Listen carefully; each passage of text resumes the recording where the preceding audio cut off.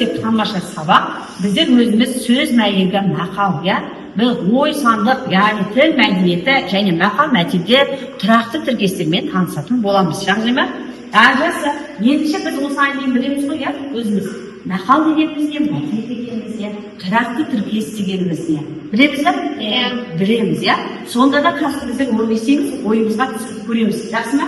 Ал жақсы. Мақал дегеніміз не? Жақсы айтауын.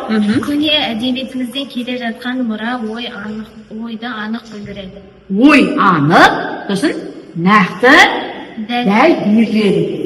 Жақсы. Дәл белгілеп тұрса, мысалға келтірейікші, қандай мақал білеміз?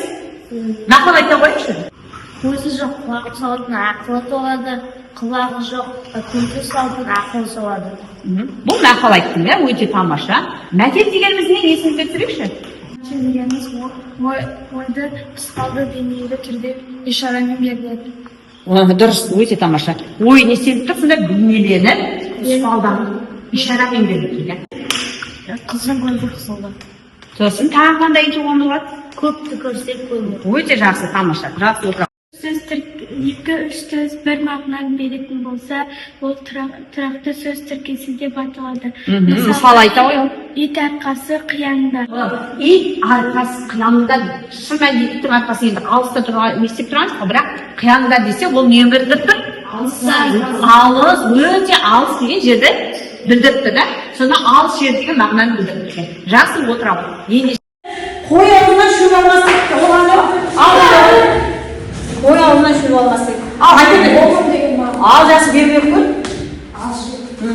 Ой жәнесі келесі. Ал қандай дейді? Ал келе ғой аяна. Қалай ойлау дейді? Түйені? Түйенің тұрағы секілді. Ал бермей баста. Ал дұспен. Ой жәнесін кеттің ал. Ал ертің да кел. Қандай нағылың мағынан беріп тұр? Ал жасы көрейік. Келесі. Ал көргенде. Ал ертің. Нағылың айын онынан болды деп. Нағылың? Жол болды. Жол. Айын онынан болды десе жолың болды деген сөз екен, да? Дұрыс екен. Жасы жүрегінің түгі бәрі келе ғой. Кім келеді? Кел. Ал қандай? Қоғарам болды. Жасы. Тамаша. Түс шырмау. Келе ғой.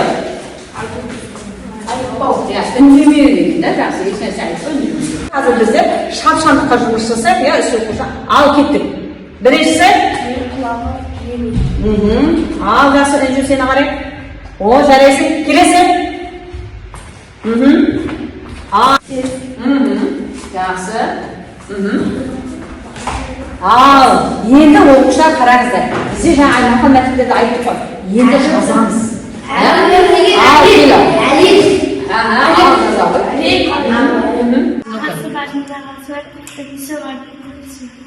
Жақсы. Түсіндік қой да, оқушылар мына жерде онда жаза ғой.